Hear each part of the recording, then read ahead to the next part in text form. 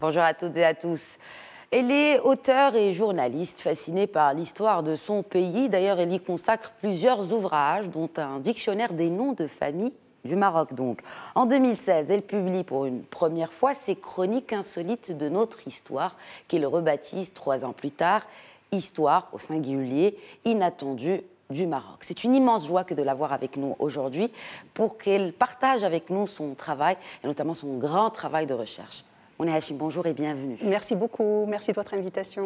Alors, pourquoi, avant de parler de l'ouvrage en soi, pourquoi l'avoir réédité? Je l'ai réédité parce qu'un ami lecteur qui habite à l'étranger avait proposé de le présenter à un éditeur européen, ce qu'il a fait avec mon accord en envoyant le format PDF.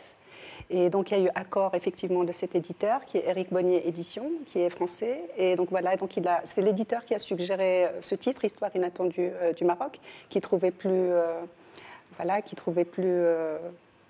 plus frappant, disons, plus parlant. Et donc, voilà, et donc l'aventure de la deuxième édition est née. Alors, inattendu, Histoire inattendue. Pourquoi est-ce il y a des surprises finalement dans votre ouvrage? Oui, pas mal de surprises. Au fait, l'objectif pour moi était un petit peu de sortir de quelques sentiers battus par rapport à cette histoire qui est racontée à la fois dans les manuels scolaires, dans certains types d'ouvrages généralistes. Et puis, voilà, essayer aussi de raconter l'histoire du Maroc dans un ancrage un peu large, à la fois méditerranéen et africain, en insistant davantage sur l'histoire sociale et culturelle et pas exclusivement institutionnelle. Et puis, essayer aussi de sortir de certaines disons, visions idéologiques qui sont forcément accolées à l'histoire, qu'elles soient d'Orient ou d'Occident, oui, voilà, ou même parfois une forme de nationalisme étriqué qui ignore certaines réalités par rapport à nos identités plurielles, qui sont pourtant bien mises en avant dans notre Constitution. Et donc, il s'agit au fait de faire une relecture de cette histoire qui soit en phase avec les enjeux et puis avec les acquis constitutionnels aussi par la même occasion. Comment vous avez fait tout cela? Quelle a été votre méthodologie pour rassembler autant de données Parce qu'aujourd'hui, on est en 2019, de data finalement. Oui, ben c'est un travail énorme en vérité, parce que moi, il faut savoir qu'en parallèle, j'ai laissé tomber au fait un petit peu ma carrière dans la presse et dans les médias, et j'en ai fait un travail et une passion surtout. Et donc, c'est le fruit aussi d'un long processus qui a vu d'abord la publication de mon premier roman, Les enfants de la Chaouia, qui est une fresque historique échelonnée sur 3 générations, et dans lequel je me suis énormément documentée sur l'histoire du Maroc via la documentation livresque, mais aussi des rencontres avec des populations qui ont vécu les événements et qui m'ont raconté un petit peu les choses, ce qui m'a donné au fait envie d'en savoir un peu plus sur l'histoire du Maroc, mais en passant par des biais un peu, disons, un peu étranges, à savoir des ouvrages un peu tombés en désuétude, tous ces ouvrages anciens écrits par des alem, des théologiens, donc, et qui racontaient l'histoire. Et bon, derrière le côté un peu, disons, sérieux, et si j'ose dire même rébarbatif pour certains, eh ben, il y a des trésors comme ça qu'on peut découvrir. Et donc, c'est là, au fait, où j'ai écrit le dictionnaire des noms de famille du Maroc, qui est le fruit quand même de 9 ans de travail en tout, entre la première et la deuxième édition, sachant que pour la première édition, qui m'a pris 5 ans de travail en tout, je ne faisais que ça, uniquement, exclusivement. Et donc, au fait, j'ai amassé un certain nombre, disons, de connaissances en toute modestie, bien que chaque jour, je me rends compte que je ne sais pas grand-chose et qu'il faut continuer encore à travailler dans ce sens. Voilà. Alors, parmi ces connaissances et ces histoires, finalement, qui ont fait que vous racontiez une histoire, cette histoire inattendue, comme c'est le titre de votre ouvrage, de votre dernier ouvrage, quelque chose qui vous a marqué, est-ce que vous pouvez peut-être partager avec nous un récit, une histoire qui vous a été contée, que vous avez peut-être trouvée dans ces ouvrages anciens qui sont peut-être perdus aujourd'hui et que vous voulez peut-être partager avec nous aujourd'hui? Il y a un tas de choses, mais il y a par exemple un personnage qui me fascine et sur lequel j'ai trouvé absolument aucune information. Il s'agit d'une dame qui s'appelle Zohr Louatassia et elle aurait régné 1 année sur la ville de Fès, juste pendant l'épisode qui a vu la chute de la dynastie mérinide et l'avènement de sa cousine Ouattacide dont les membres étaient très proches du gouvernement et du pouvoir parce qu'ils ont constitué une grande série de vizirs. et qui ont donc ensuite pris le pouvoir. Et donc cette Zuhur Ouattasia, elle aura quand même régné une année sur la ville de Fès.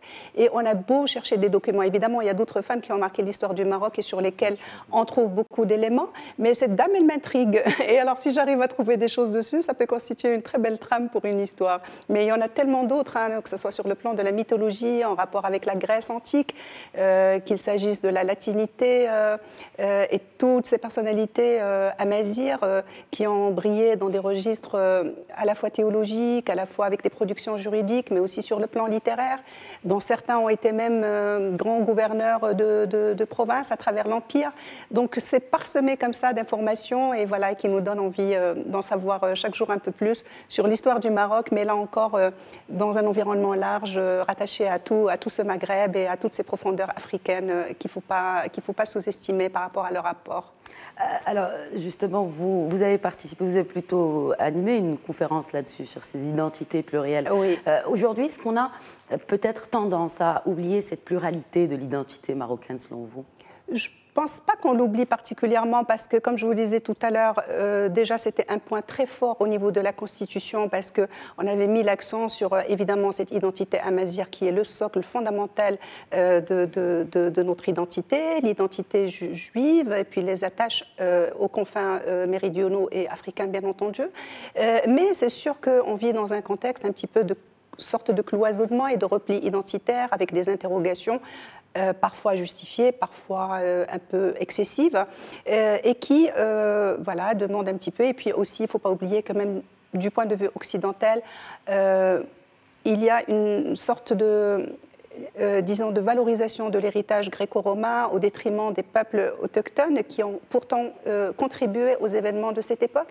Donc je pense qu'en cette phase d'incompréhension entre les culture, et là je parle de manière vraiment générale, il est bien temps d'initier une lecture qui soit un peu plus humaniste et un peu moins fragmentaire de l'histoire, et voilà, et qui puisse mettre l'accent sur tous ces mixages, de façon à ce qu'aujourd'hui, personne ne peut affirmer à 100% qu'il est à 100% arabe ou à 100% amazigh, et puis voilà, mettre l'accent sur tout ce qui nous unit avec les autres peuples du bassin méditerranéen, et on le voit que ce soit au niveau des rites, au niveau de la mythologie, au niveau des croyances, et des choses qui restent comme ça très fortes. On a l'impression qu'on raconte des hajjayat, des choses comme ça qui remontent... Ce qui ne se fait plus malheureusement voilà, dans la société exactement. marocaine. Voilà, alors que c'est des choses qui sont encore déterminantes dans notre culture de tous les jours. Et pour le futur, notamment. Alors, est-ce que, bon, bien sûr, vous êtes journaliste, vous êtes également auteur, alors, historienne pour le coup, mais aussi on voit que vous vous intéressez à l'histoire, mais avec un prisme un peu anthropologique,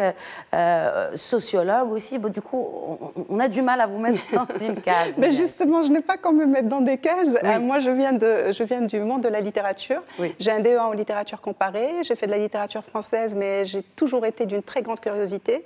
Je lisais énormément, de façon à ce que la bibliothèque familiale, elle s'est retrouvée déménagée dans ma chambre où je lisais des choses incroyables pour mon âge. Donc j'ai toujours baigné un peu dans l'univers des livres. Et puis justement, ce qui m'intéresse dans ma démarche, moi je ne me présente absolument pas du tout comme historienne, mais ce qui est intéressant en toute... Chercheur en tout cas en histoire. Exact, tout à fait. Et justement, moi je pense que c'est un point fort justement de ne pas être issu du milieu académique en histoire, parce que je me pose des questions que n'importe quel citoyen peut se poser, et sauf que je me donne le temps surtout d'aller vers la recherche et d'approfondir les choses en embrassant tous ces domaines larges dans le domaine des sciences humaines, à savoir justement l'anthropologie, la généalogie, un peu de linguistique, un peu de toponymie, et ça permet justement de sortir de la simple relation des faits avec des dates, des événements, voilà, des personnalités clés, mais vraiment avoir des réflexion en profondeur sur la société, sur son fonctionnement, sur ses traditions, voilà, en rapport à l'anthropologie justement. J'avais fait un documentaire qui était passé d'ailleurs sur Média 1 TV qui s'appelle Trek al-Asl. Voilà, et donc c'est un petit peu ça mon dada. Bon, vu que vous avez déjà publié cet ouvrage sur les noms de famille marocains, quelle est l'origine de Hachim ? Alors, il y a deux versions. Il y a deux versions. Enfin, évidemment, il y a la thèse de l'origine quraïchite des Bani Hachim de la Mecque. Et puis, il y a, qui est connu de tous, Et dans l'origine du nom vient de Heshama, ça veut dire couper, émietter. Et donc ça viendrait d'une coutume qui aurait été établie par l'ancêtre de la tribu et qui aurait, en recevant la délégation de pèlerins, aurait découpé le pain en un peu l'espèce de trid qu'on fait, Heshama, parce que c'est comme ça qu'on retrouve l'information dans les sources en arabe. Voilà, donc ça c'est la première version du nom. Et puis j'avais trouvé un jour, au cours de mes recherches, dans un ouvrage d'Ibn Khaldoun, sur les Banu Hashim qui seraient des tribus zénettes, des tribus znata coalisées.